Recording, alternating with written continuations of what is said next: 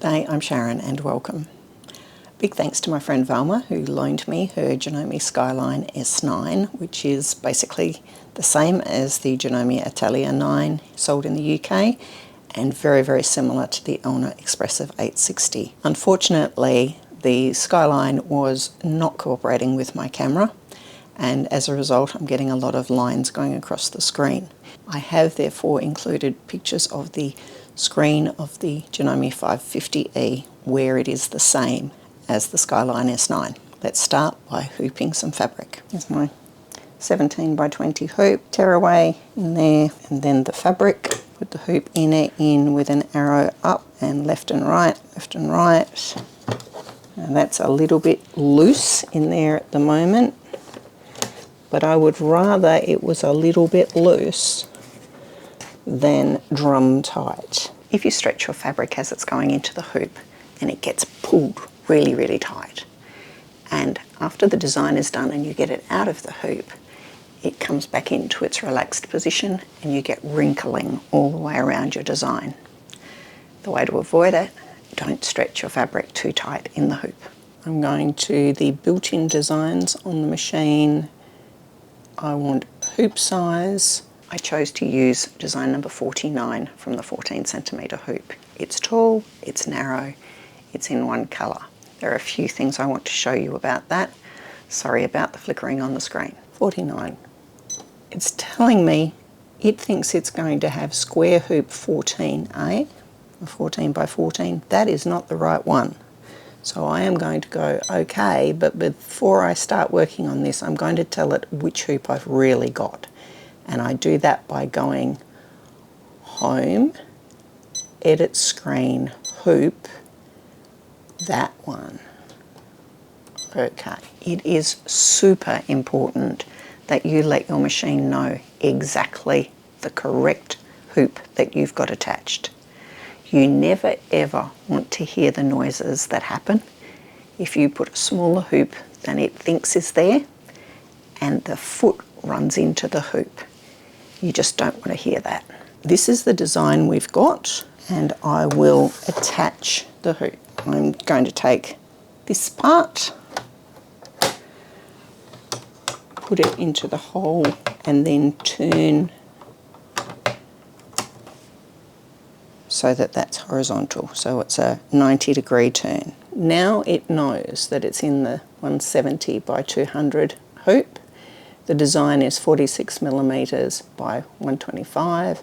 It's stitching at 400 stitches per minute. That's what it's going to do, but we can adjust that while we're sewing with the slider. It's got the foot adjusted to be 1.7 millimeters off the fabric. It's a one colour design. It will take 7 minutes if we're at 400 stitches per minute. Tension is on auto. And I'm going to do one more thing before I get this going. I'm going to go to Settings, Embroidery, and I'm going to go to One Stitch Stop and turn it on so you can see what it does. We have to OK that and we'll press Start. I'm going to hold the thread over here and press Start. So it did exactly what it told me it was going to do. It did one stitch and then it stopped. And that gives me an opportunity to pull the bobbin thread up. If you do the one stitch stop and you pull your bobbin thread up to the top, you will not end up with a nest of threads underneath your work. Sometimes that matters, sometimes it doesn't. It certainly does make things take longer to do, as you will see in a moment.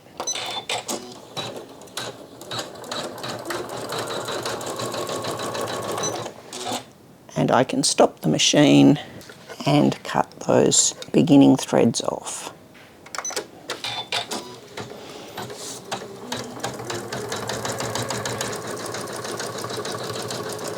Now I'm going to increase on the slider up to the highest amount, and you'll see it change here. So it's gone from saying it was going to take 7 minutes to 5, and it's at 600 stitches per minute, and it's stopped because it's done a jump stitch. So it's giving me the one stitch stop thing again.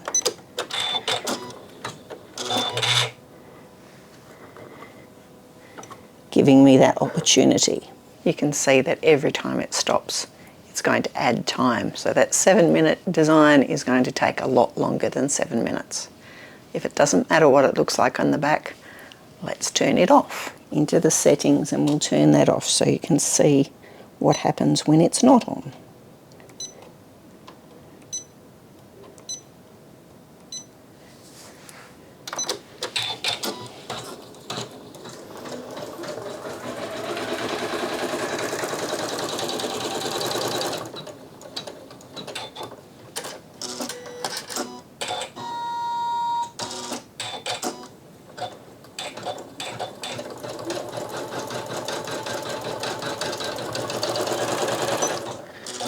So that time it just carried on. It didn't stop and didn't give me an opportunity to do anything. I actually want to get that thread out of the way. I'm also going to go into the settings now and change something else. Also in embroidery, we've got it set with a maximum of 600 stitches per minute.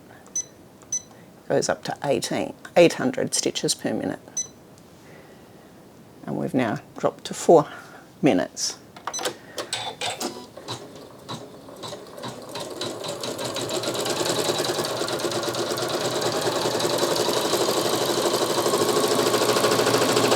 I'm reducing that to 400 because it's just bouncing around so much. I'm not generally in a huge hurry to get my designs done, so 400 stitches per minute is fine for me. If you are trying to run your machine faster, you either need to have it on a really sturdy table or put it near the corner of a table where a leg is, so it's a bit more stable. In the middle, it will bounce more. So the machine has finished. The thread's cut off at the end. But you can see when I didn't use the one stitch stop, I ended up with some threads floating around. It would be neater if I didn't have to go back and do the trimming off now. I'm moving over to the 550E now. The difference between this and your machine is that you don't have a ballerina. You can see here, I've got the design that I stitched out last time. I haven't moved anything. It's in there exactly as it was, and it was all stitched out exactly to the design. This is the template that fits into the hoop. And this point here is the centre of the hoop. Any design that you bring in directly from the built-in designs will stitch out with the centre of the design fair and square in the centre of the hoop. That's a bit hard to believe because we sometimes look at it and we think she's over that side of the hoop. But in fact she's not. If you look here, 1, 2, 3 and a bit gets me over to the edge there. 1, 2, 3 and a bit gets me over to her foot. 1, 2, 3, 4, 5 gets me down to her toe. 1, 2, 3, 4, 5 gets me to the top of her head. So although the design looks like it's in one place and most of it is over that side, the actual centre of the design is right in the middle. I'm going to put this now back into the machine. This machine is actually set to do the design again. And if I stitched it, it should stitch basically exactly over the top of where this one is. The only difference might be if it was a design that had a lot of stitching in it, it would probably have been pulled in the hoop. It would be a very small amount in this particular design because it's not a very dense design. There are 5 colours in the design and it will take 6 minutes. I'm just going to work with what I've got here. This first button gives me the option of seeing the entire design or just the colour that I'm about to stitch out, and that's up to you which way you want to do it. This next one has got a square with arrows going about it. If I do this one in the middle, watch what happens here. It's gone down to the bottom left, it's coming up to the top left, across to the top right, down to the bottom right, and back to the bottom left. It has in fact just described a rectangle that fully encloses the design. So it is telling me where that design is going to stitch out. I can also just press the corners and go direct to the top corner or the bottom corner. If I was trying to put this design onto a shirt and there was a pocket that I was trying to avoid, I could go down here and check, am I going to manage to sew the pocket shut by having this design too close to where the pocket is. So to get back to the centre of the design, I need to use that centre one. This next one here looks like that, except that it's broken lines where the arrows are. And I'm going to show you what happens. It's telling me to press the start-stop button. Once again, the start-stop button never works if you've got the foot up. Let's see what happens now.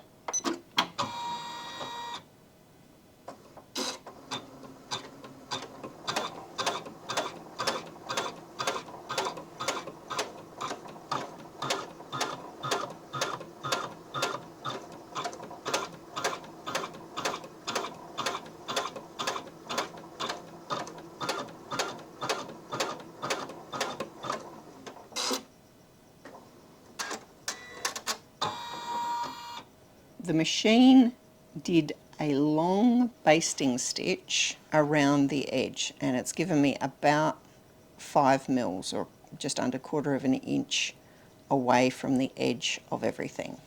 So the highest point, it's about 1/4 of an inch above that. The lowest point, it's about 1/4 of an inch below, left and right.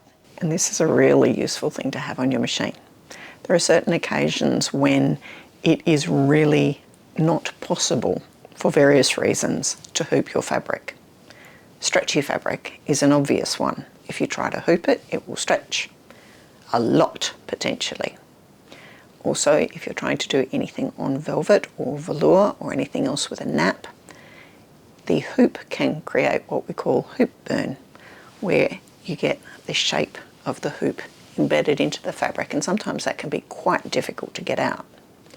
Additionally, if you're trying to put something like a towel that's really thick into your machine and the hoop just won't hold it securely because these hoops are not very deep, then putting some stabiliser into the hoop and pinning your towel on before you baste it, and then you can do your embroidery. It's a really good way of doing it, and at the same time avoiding trying to get a really thick towel into your hoop.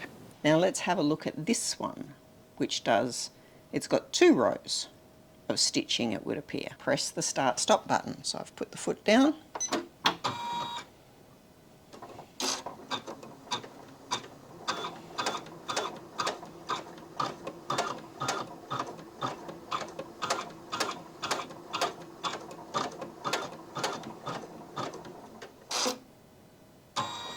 The machine then proceeds to do the same basting line it did previously. Your S9 has an extra tab at this point, and it says things about A and B. This allows you to set a basting line of your own by moving the A out higher, wider, the B out lower and wider.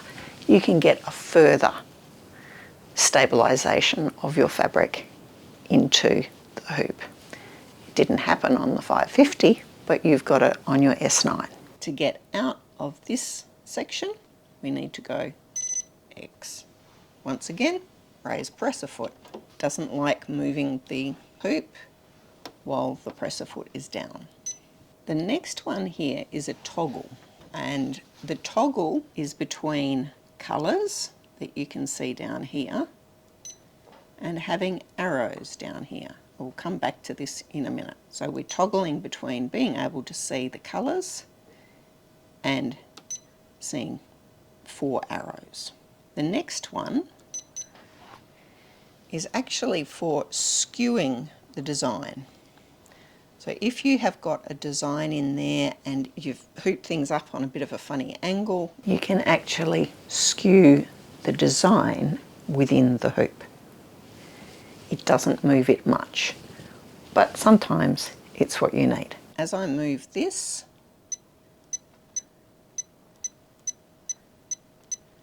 so I've got to 5, and 5 degrees is as much as it can do. You can see that whole section there has skewed to the right. I go OK, the design now looks different. That skewing has put her a little bit closer to falling on her nose.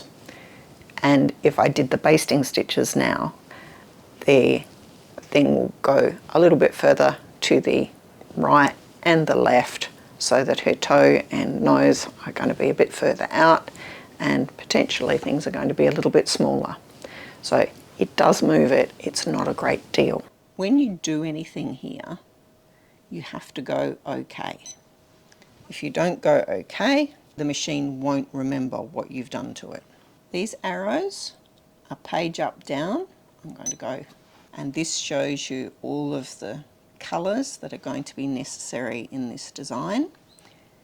And we've currently got a thread reel highlighted, and they're the colours of the thread.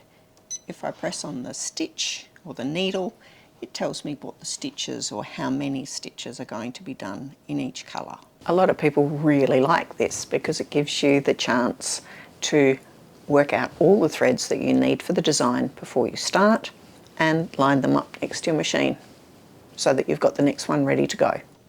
I can get out of there. The next one here is my tension area, and this is a Janome icon that they use for tension all over the place. Tension for embroidery machines is different to tension for ordinary sewing. Ordinary sewing, we want the needle thread and the bobbin thread to come together in the middle of the fabric. With embroidery, we want it down further so that the bobbin thread never appears above the fabric. The machine is actually set to do this. When you switched to embroidery mode, it dropped the tension. If you are always using Janome bobbin fill, you'll probably find that that is fine, works perfectly. If you're using a different sort of bobbin fill, you may need to adjust things. If you are consistently using a different one, see if you can change the tension in the settings for embroidery to work out for your particular bobbin fill. If you are using it just occasionally, you can change it here to just change it for that particular design. So we're letting it be underneath 2.6. This one is to do with how short threads are being cut off. So if you're finding your threads are not burying under the design, you can change it here. And finally, this one will put the hoop back into its home position. And I'm not going to do that right at the moment because I've got other things to show you.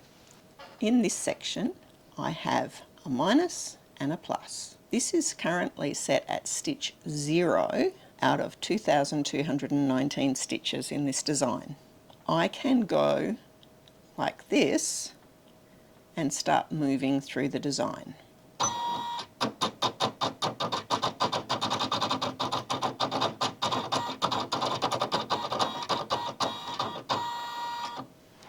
And now I have moved up to colour 2.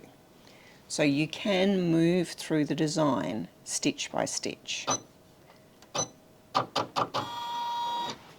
If you want to move through the design faster, you can do it with the arrow keys down here.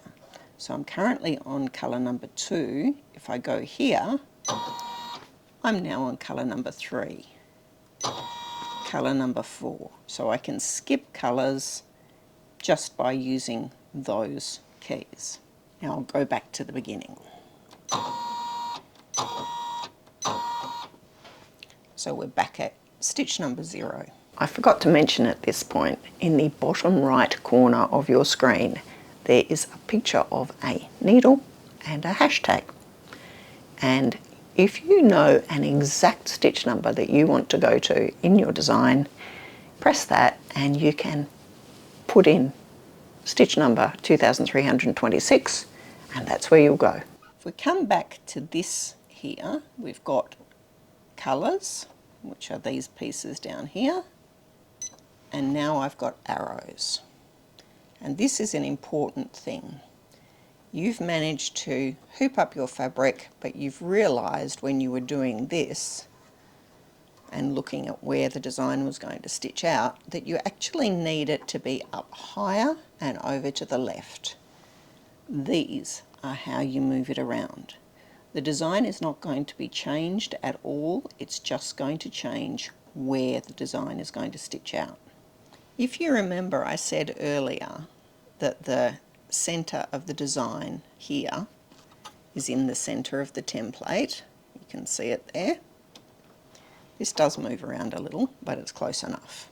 When we look at these, we are going to move the entire design where it's going to sew on this hoop. So let's see what happens. So the centre of the design will now be up here. And now the centre of the design is going to be over here. So I've put that ballerina as far into the top left corner as I can. If I wanted instead to put her down in the bottom right,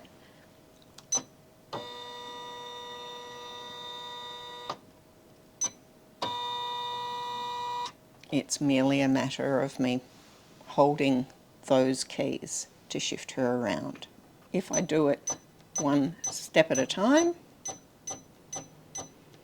it takes a long time to get where I want to go, but it's much more accurate. The limit to how far the machine will let me move a design is what hoop it thinks it's got.